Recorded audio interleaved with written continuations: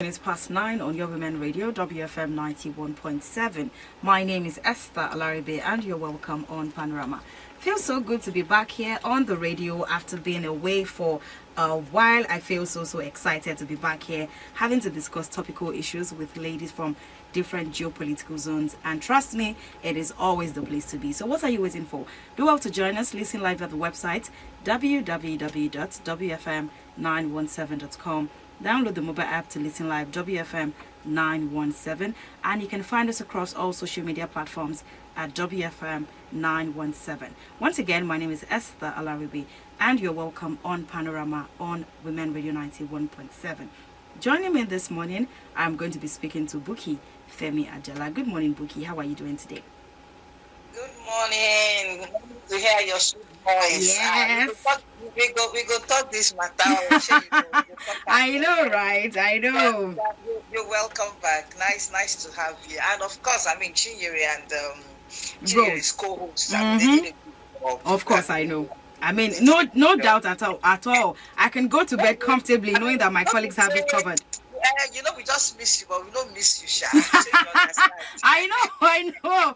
It feels so good to be back here, really. There were some of the stories that I saw when I was away, and I was like, if only I was around, we would have talked about this on Panorama. I know that feeling, right? No, but it's nice to have you back. Thank you so much, Buki. It feels so good to be back. Yes, so. Thank you so much, Buki. I want to say good morning to all our dear valued customers. I know that they're excited anywhere they are now. I can see some of them dancing in my spirit. That Edna is back. So it's nice. It's nice to have you. Thank you so much, Buki. Thank you for the warm reception. And yes, it feels so good to be back on here. Really. I saw some reports, some stories when I was away. And I was like, if only I was on Panorama now, this probably would have been a conversation tomorrow. This one is a very, very good point for conversations. But thankfully, I'm back here, and Chinyere really did a good job holding it down in my absence as always. So kudos to you, Chinyere, wherever you are right now. She probably does be somewhere be like, Esther, I see you. Yes. So, Buki. The first conversation we're going to be having this morning is talking about palliatives. I saw this video of the palliatives being given out to some people in Kogi State. I watched the video and I just could not imagine or comprehend how a fellow human being thinks that it is fine to give another person something like that, and you call it palliatives. I don't know how.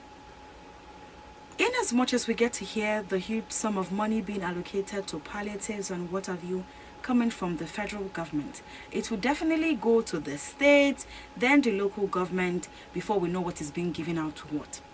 But in this video, what I could see, this small nylon, that rice probably would not be up to 1 derica if you're familiar with the derica measurement that is being used in the southwest here.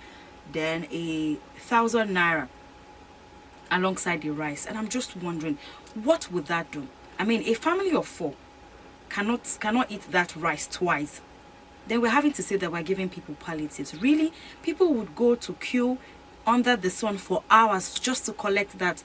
I'd rather go and face my business, because it's not enough that we're having to say we're giving people palliatives. What is the quality of what you are giving them? Don't make me feel less of a human because you want to give me something for free. Buki. You've said it, and I've often said it. When the so-called leaders do not place value on us, even we the followers, we don't place value on ourselves. To be honest, we don't place value on ourselves. So it's a two-way thing. And even if you go down in some of the videos that I've also seen, people were even fighting for that. It might not be this particular one, but even for the other videos that we've been seeing, they will even fight for it. So this is something that they have orchestrated, and we are following it.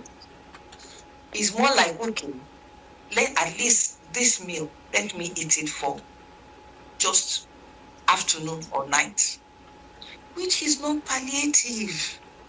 Palliative is meant to fill the gap for much longer days until you can recover from the shock. So they should stop calling it palliative. Maybe they should be calling it, we don't want to give you one meal. Seriously. Because it's insulting, as far as I'm concerned, it's insulting. If you really want to give palliative, at least, like I always keep saying, minimum of half a bag. So that before the person can get back, from the shock, at least you have covered some meals for a month or thereabouts. The advanced countries that we are copying, when they give you palliative, it feeds the whole family for a week, 2 weeks. And it's not just one thing, different things. We see it online. We have people that stay abroad, and they share these things. Though I know that, to be honest, these are people that pay tax, because it's also part of their tax. It's a system where you cannot boycott tax. You cannot. Yes, you have to pay. Mm-hmm. You have to pay. You understand? You just have to pay. But we don't have to wait, to begin to place a low value on our citizens under the guise that, after all, you do not pay. At least start. Show love, show concern, then set up proper structures, to make more money. Because at the end of the day, you are there to take care of the citizens. That's why you're there. So, but when you now begin to do this, it pains my heart. It pains me. You understand? Mm-hmm. It just shows the multi-dimensional poverty that we're talking about. That even the followers do not even know that this is insulting. That this small thing, it's like, let's look at it. I know some people, it's very hard to even have one meal a day. I know. But must you rub it in again? You understand what I'm saying? Must you rub it in? It will be more dignifying, to give them food that will last longer. You understand? And then begin to look at issues of how can we also help. We all know the indices of multidimensional.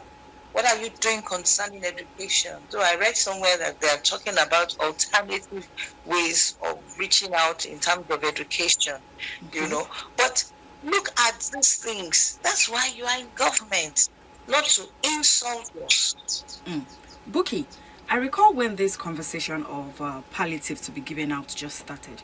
We were saying that there has to be some kind of system or a committee that would oversee the quality and quantity of what is going to be given out to people. We had that conversation. And now we're having to see what is being given to the people. And we're having to raise concerns. Will this just be swept under the carpet and nobody's going to raise concerns to say, okay, this ward, this local government, this is what was allocated to you. How are you giving people this? There has to be some questioning. Somebody has to answer questions. Because you cannot just gather people together and just give them just anything, all in the name of you want to fulfill, you have given out palliatives. Yeah, I totally agree with you. It was more like, okay, you people are shouting, okay, at least I've done something. And it will be recorded that we have done palliative. And with the body language, that we've had, I just pray that by the time they begin to investigate, they will know that they are men of integrity and men of honesty. Let's not even ask them, how much did they even buy these things? You understand? I hope it was not even in an inflated price. You understand? Because right now, average bag of rice is close to about 35, 40 there, about, depending on the brand. Some are even 45. So the issues are so how much is this things? And then, of course, the cost of logistics, they're going to take people who will share. So, I mean, there will be people also that they're going to pay because people are going to break it into, I mean, they're going to put it into smaller sachets, you know, and of course, they're going to hire buses, they're going to pay for that, you know. So, well, all that is expected, but bottom line is, it is an insult. An insult is an insult. They should stop doing that. I'm telling you, they should stop doing that. They should, if they want to make it palliative, make it proper palliative that people will know that yes, it's a palliative. It's not a meal. And if they want to give a meal, say it's a meal. So let's know it's just a meal. I think it's time we need to begin to speak up about this palliative thing. Yeah. You know, we can't keep quiet anymore. You will see some videos that even the so-called people are even scrambling for it. At the end of the day, what comes to them is just maybe one Congo or one small whatever it is after they've fought. But meanwhile, we've also seen some videos that, I mean, well, that was during election time anyway. Yeah. That people said, no, we're not having. Don't come and bribe us dry. It's not food we want, but we want good governance. Give us roads, give us hospitals, you know. So meal is very important. But beyond that, you know, there are other things that they can do. It's not even just about giving them this. They can actually subsidize. You understand? Agree with the farmers who are producing these things that, okay, how much is it? Okay, we will pay half. Like, I understand one politician, I don't know, maybe he's a senator or a rep or whatever it is, you know, asked his constituents, you know, to come for a market. And everybody that came in there, they bought whatever they needed to buy at 50% discount. So he covered the remaining 50%. You understand? Well, it happened in Lagos, you know. So at least whatever you bought, it will take you for a longer time. So the shock, you will not express that shock, you know, like 100%. So you can begin to use your wisdom to now say, okay, how do I balance things up? Okay, this one, I have to cut down on this one, I have to cut down on this one. Okay, change of residence. Now people are now changing residence. There is a movement. People are moving from local to Ilupeju to, in fact, somebody who mentioned Arioko, and I smiled, you know. So everybody's beginning to shift. Where they used 2 cars, they are now using 1 car. Some people now, I even say that there's no point in having the car. You know, I can probably take the car, you know, for Sunday or when the family is going out. I mean, I can cut cost on so many things. You know, I can take the bus. You know, so a lot of things are shifting. So the palliative is just there to help you, you know, recover from the shock. And after a while, gradually, you things will level up. You probably want to take more jobs. I mean, now we're talking about the gig economy, where people are now doing freelance jobs. I mean, extra jobs. You understand, to show up the income. So quite a lot of things are happening. As well.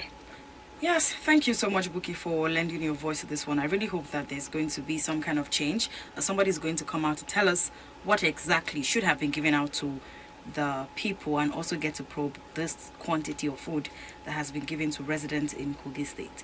The phone lines are open: 07000 917 917, or you can send us a text or a WhatsApp message: 070 565 to be a part of the conversation this morning right here on Panorama. My name is Esther Alaribe, and I'm speaking to Buki Femi Ajala as we get to discuss, dissect and disagree on topical issues this morning. Listen live at the website www.wfm917.com. Download the mobile app to listen live, WFM917. Hello, good morning. Good morning, Esther. Good morning, Mr. Ambrose. How are you doing today? We thank God for another day. We are still alive. Morning, Kogi. Morning, sir. Good morning. Are you the only one there? Yes, I have just I'm one not sure here. what that's on. It's okay. Palliative, distribution, all of those things. Kogi State. I grew up in Lokoja.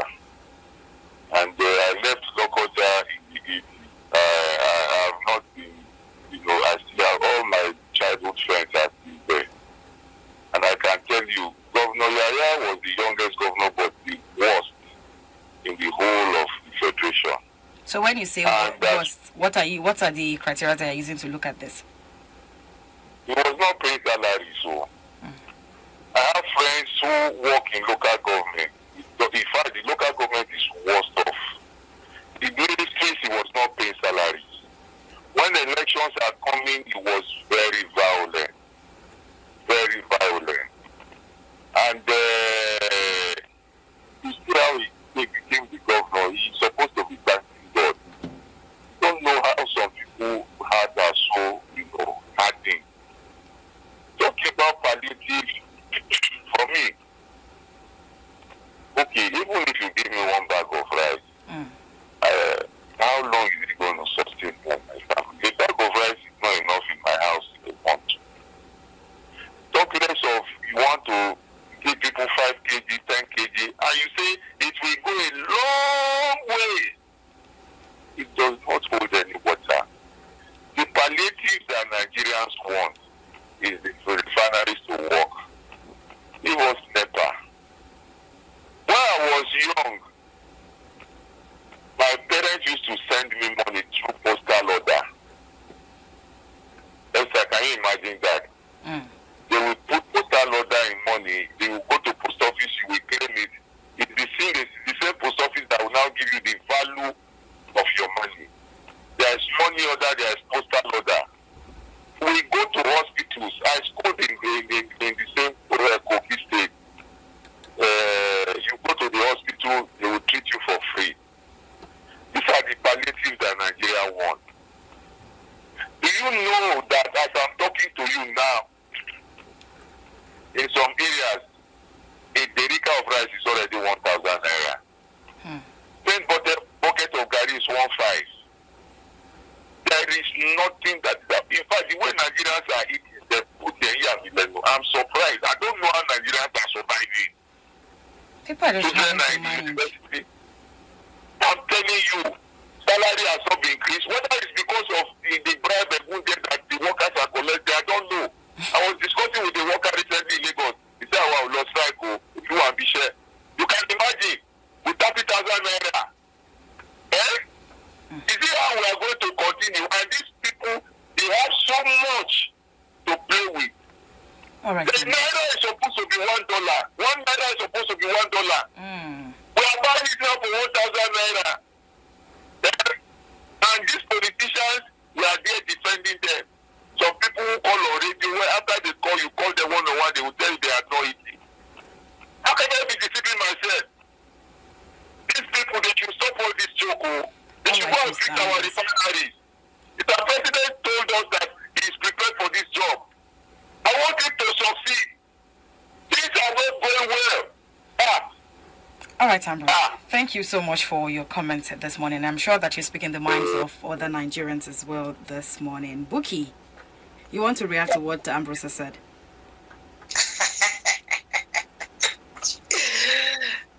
Is he not saying the truth? You understand? He's saying the truth. You know, we will not stop talking. We have to begin to take the conversation higher and higher and higher. You know, if you do well, people will say good things about you. But if you don't, you know, the history is there. So it's for you to find out what are people saying about you. Even if you are surrounded by psychophants, you understand? You should, as a leader, step out at times and find out what people are saying about you. If truly you want to really be a good leader, you know, it is not the first time I'm hearing such things and all that, you know, about this gentleman. But I think it's time for him to take an appraisal. You know, what people are saying concerning him. Even this one that we are saying. I mean, as I'm talking, I'm looking at it. You know, this is just a meal for a family. I don't even know how much the money they are giving him. Maybe it's 1,000 or 2,000. What I saw in the video was 1,000 naira. I think it's 1,000. Okay, that one will buy pepper. So that's what we're saying. It's just for a meal. This is not a palliative. Let them not change the meaning of a palliative. Tell them you want to give them a meal. This is not palliative. And it's an insult. It's an insult to fellow Nigerians. And I don't know how long these people have queued. Queued for one, I don't know how many cups of rice is this. Maybe 2 or 3, maybe 4. And I'm sure they will have queued. Of course. I mean, it's insulting. It's not. This is not right. We have the right to dignity. We have the right to dignity. What is dignifying in this that the man has done? And it's not just him. It cuts across everywhere that they have done palliative. I'm yet to see a meaningful palliative that we will talk about. To say yes, this one is real palliative. Thank you. All right. Thank you so much, Buki, for your words right there. 27 minutes past 9, and this is Panorama. Panorama is where we have the ladies from different geopolitical zones come together to discuss, accept, and disagree on topical issues. Right here on Women Radio 91.7. My name is Esther Alarabi, and I have been speaking to Buki Femi Ajala. The phone lines are open for you to contribute to the conversation today, 07000 917 917. Or you can send us a text or a WhatsApp message 070-317-56537. Listen live at the website www.wfm917.com, and you can also download the mobile app to listen live, WFM917. Find us across all social media platforms at WFM917. Moving over to the next story here we're looking at. This one. A 12-year-old girl was caught with a harmful substance that she dropped in the meal of her foster mother. And this happened somewhere in Abia State. Now, this child, a 12-year-old child, GSS 1 student, and when they accosted her, asking her why she did it, she just said somebody asked her to do it, that the person talks to her in her sleep, maybe a dream or something, asking her to poison her foster mother. Now, in the video that I saw, this little girl could not properly tell us why she did it. And I'm just thinking, for a 12-year-old to be able to do something like that, there's probably somebody somewhere trying to feed her mind with what is not. Because according to the video that I saw and the people talking in the background, this woman, this foster mother of hers, is having to take care of her, pay her bills and everything. She looks comfortable, but again, it's just a video. A video doesn't tell the entire story. And we're just having to, I'm just thinking, what could allow for such? And in recent times, I've also seen videos of helps being mean to their bosses or trying to escape with their stuff. Then they get arrested and stuff. But this is a 12-year-old child, Buki. Is this some kind of response to how she's being treated in the house, or somebody's trying to instigate her against the family or something? Well, since we do not have the full story, we can only generalize, because these things on social media, you can twist it the way you want people to accept it, you know. So we will have to talk generally. We know some people are evil, you know, their minds have been corrupted. They have been corrupted, and their minds have been twisted, you know, to always injure, to always harm people. You know, yes, you might say these are spiritual things. Yes, we do know that these things happen. I mean, what is the mission of the devil? You know, and when I talk about entrepreneurial whatever, I use that as a mission. What's the mission of the devil? It's nothing. But what is it? 3 things: to kill, to steal, and to destroy. You know. So once it makes your body, you know, his own house, what do you want to think about? If when somebody does good for you, what you will want to do is to injure, to harm, or to kill that person. So we understand that dimension, and I think that is it. You know, it could come in different forms, like you said, in a dream, and it could even be physical. That somebody has already been telling her things. You understand? It will be good to know. Okay, how did she get her, and all that, you know, and then of course, also to let us also know how does she treat her. Yes, I read the part that She goes to school, so that's a very good one, because more often than not, most people that we know that do these things, at the end of the day, it is either they don't even go to school or they just enslave them. But that's a good plus for her. You understand that she goes to school. So we can only pin it on the fact that her mind has been warped, physically or spiritually, she's just there to destroy, I will write off the fact that she's emotionally deranged or whatever it is. I will write that off. That, for me personally, I don't think that is it. I think it's more that she just has the mission to kill, at that early age, and it calls for concern at that early age. Why would you want to do that? You said you saw this thing in the restroom, and you are putting it in the woman's food. At the end of the day, you can see that she herself, she's not even thinking. This is somebody who sends you to school. This is somebody who is you. You understand? This is somebody that you eat her food. Okay, so when you kill her, what will now happen? You understand? When you kill her, what will now happen? So possibly, maybe if they press her well, maybe she would tell us, because it might be a permutation of somebody physically to say, okay, by venture they catch you, just tell them that in your dream. You understand that somebody is telling you to do that. Even when you do that, irrespective of your faith, whatever your faith is, does your faith tell you to go and kill somebody? Somebody who is your benefactor. Buki, let me pause your thoughts for a bit. Let's hear from this caller. Hello, good morning. Do you want to call us back on 07000 917 917 to be a part of the conversation? The phone lines are open, 07000 917 917, or you can send us a text or a WhatsApp message to be a part of the conversation. Hello, good morning. Hello. Yeah, good morning. Yes, good morning, Leo. How are you? Good morning. Okay.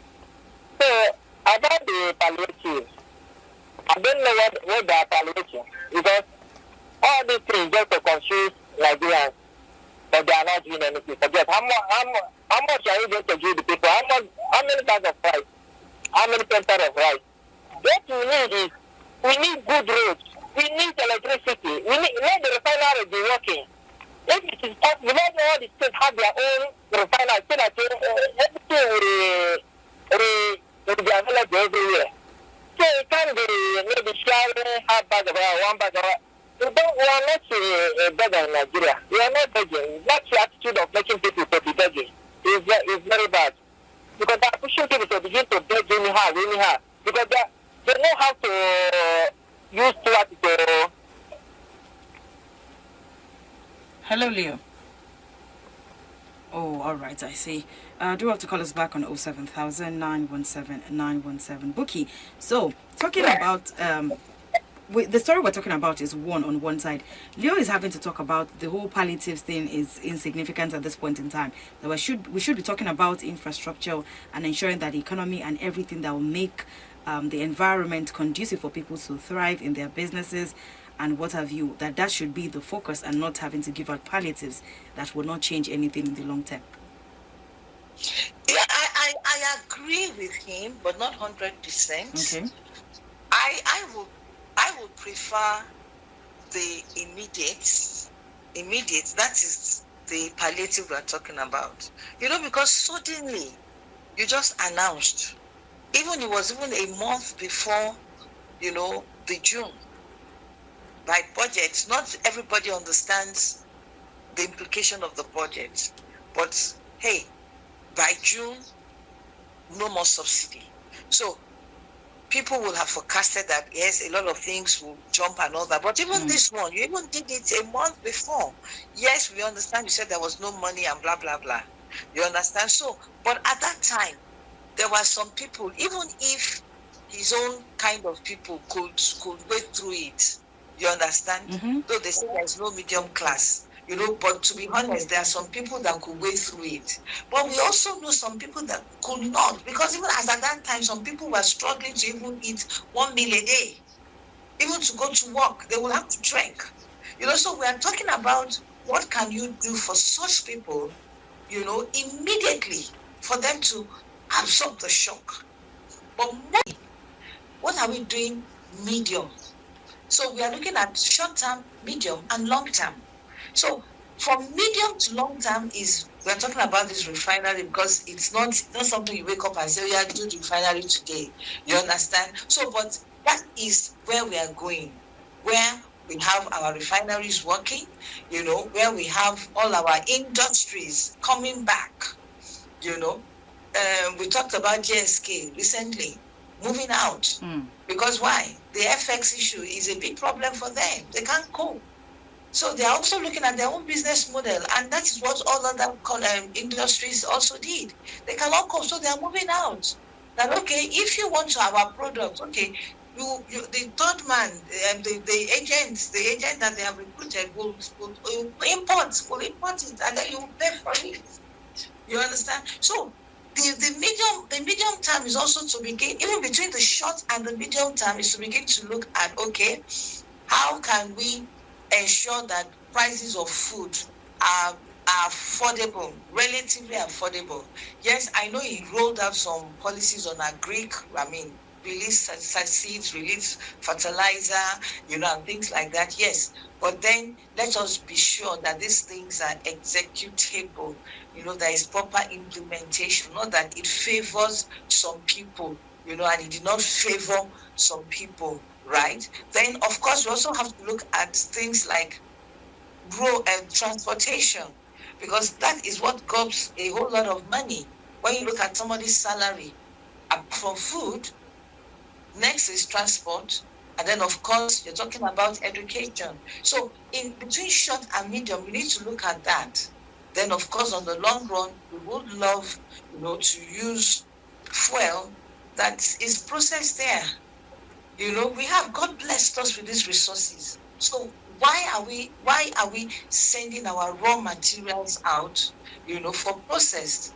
The Bible talks about the lazy man who will go to the farm to kill a game, but he cannot roast it. He cannot roast it. But you went to the farm to kill one, but then you cannot roast it. It's a lazy man approach to things like that. Yeah. So that's it. Thank you. Okay, I'll come back to you on the issue of the 12-year-old. Hello, good morning. Morning. Please turn down the volume of your radio. Hello, can you hear me? Yeah, my girlfriend is better girlfriend. Oh, all right, Leo. So, about the thing, all I know is that what can they do for the price of rice to come down? I know that we need immediate steps that will reduce the price of rice before to come down, because we are the oil producing nation. All these things in our backyard, but it's just few people that are benefiting from it. So that's what we need. What can make the price of rice to come down? Look at rice. My neighbor is selling rice. This is my neighbor now. Bag of rice, the limit is 13,000. Small rice for 6,000 naira.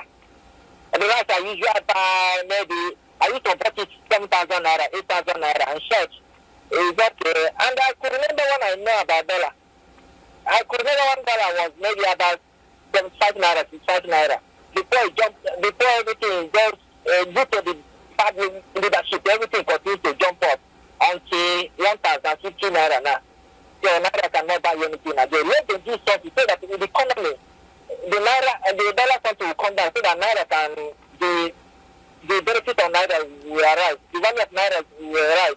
Because without naira rise, everything will continue to happen. I'm telling you, without the dollar coming down, dollar must come down before everything begins. Because I'm a businessman, I know what is happening. Dollar must come down before this naira something will be good, the value will go up. So rice must come, all this thing. Let them do something. If I'm hungry, if I have to eat, one of my neighbors and my friends and family, they have enough to eat. And if they are hungry, I myself am hungry, because if I'm a big man, but the people are not benefiting, that is rubbish. So let them do something about it. Yeah. All right. Thank you so much, Leo, for your comment right there. So you can tell that Nigerians are really, really feeling the pain, having to talk about the cost of food and everything. Fuel, everything is just on the high side at this point in time, and it is biting hard. 19 minutes to 10 on Women Radio 91.7, and this is still Panorama, where we get to discuss, dissect and disagree on topical issues. Mondays through Fridays at 5 minutes past 9.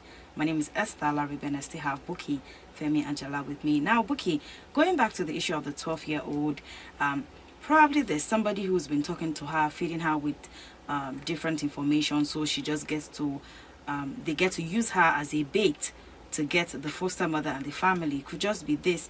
And a lot of people as well have had to complain. We've seen different videos of people saying how their helps, their nannies have been used against them by different people, or sometimes they even come into their homes and they also steal from them and run away. Yeah, I agree. It's not a one size fits all. So we have to look at it based on the storyline. You understand? And what are the lessons for us?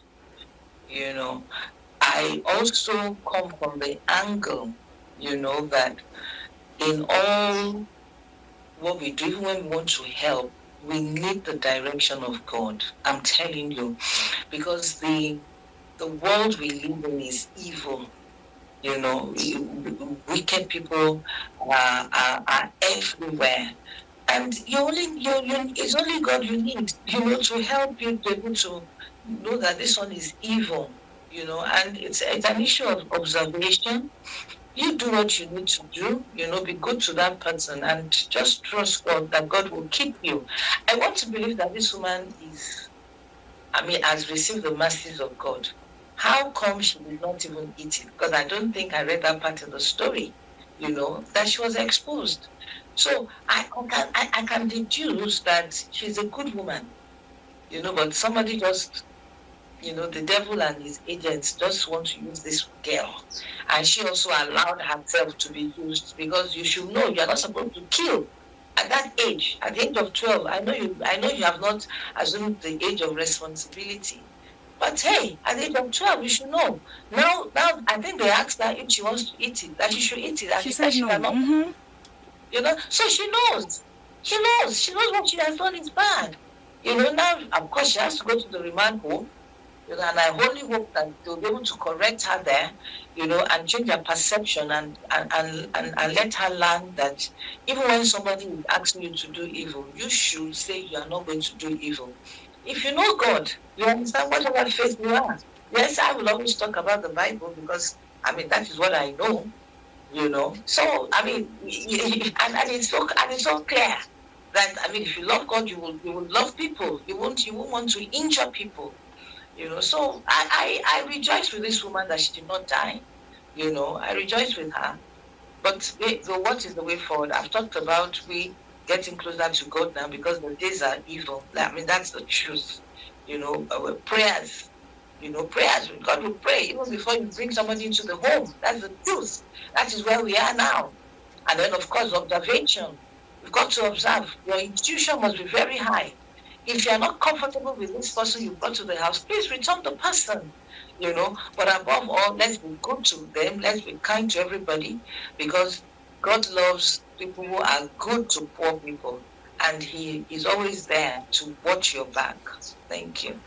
All right. Thank you so much, Buki, for your thoughts on this one. I really hope that the woman is able to just manage the situation, probably talk to the girl, take her to see professional help if she needs one, and maybe find a way to detach her from those people that she's speaking to or engaging with, that is feeding her little mind with this kind of thing. Because just imagine if this woman had eaten that food, it would have been a different conversation entirely.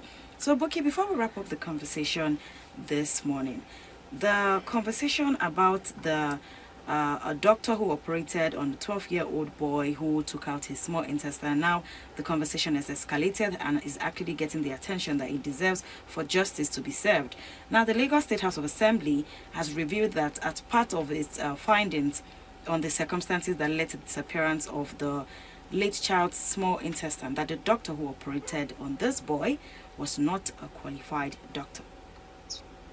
And also, the House has had to direct the clerk of the House to write to the State Police Command for the arrest of this doctor, Dr. Abayomi Bayewu of Obitoks Hospital in the Alimosho area of Lagos.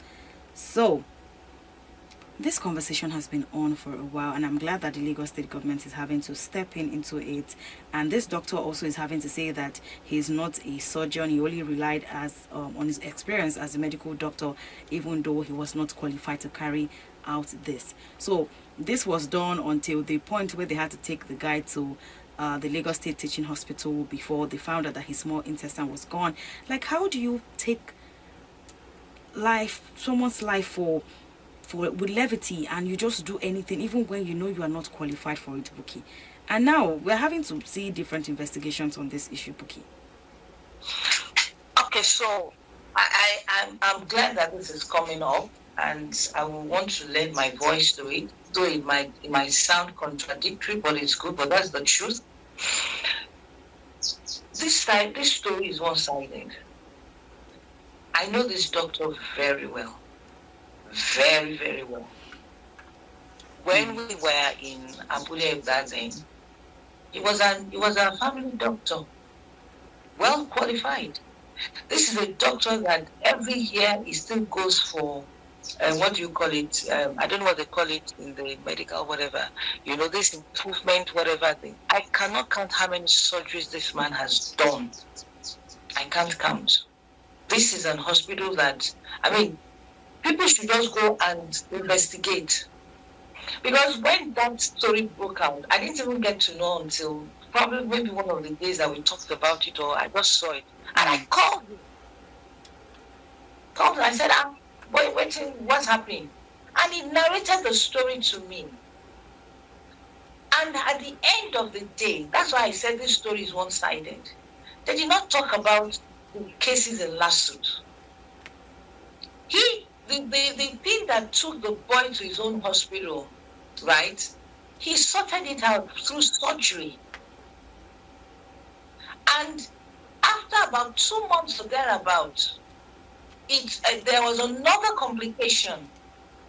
To be honest, these things about medical, if you do not take care of it on time, and you end up in an hospital, maybe his fault would have been that we ought not to have even done anything on that boy. But they are under oath. At least try to save something. You understand? Try to save the boy, which he did. And after about 2 months or whatever, another complication arose, not because of what he had done. It could be because one thing will lead to another thing, because they themselves did not even take the boy to the hospital at the right time. There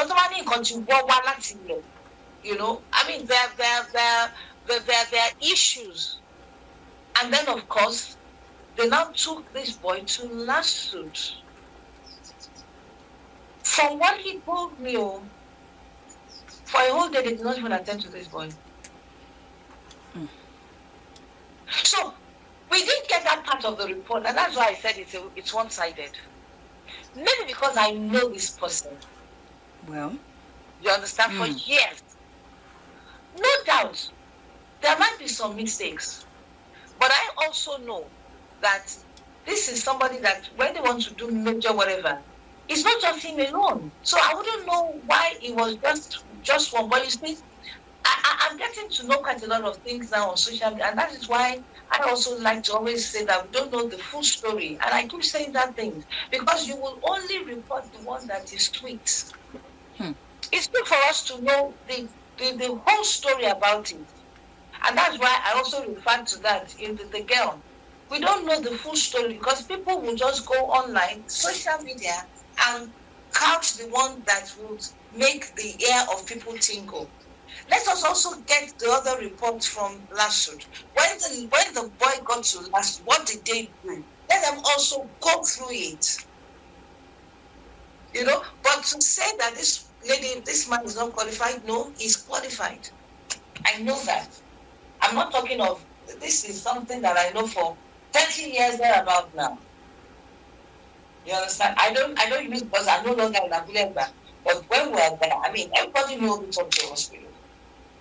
So please let them do the thing properly and let them not sweep anything under the carpet. If he's found guilty, oh yes, You understand? I mean, people learn their lessons. You understand? Because I also know that the medical council, because I asked him, and he also has appeared in the medical council, and they have gone through, all the whatever they do, the journals or whatever they write. They have gone through it.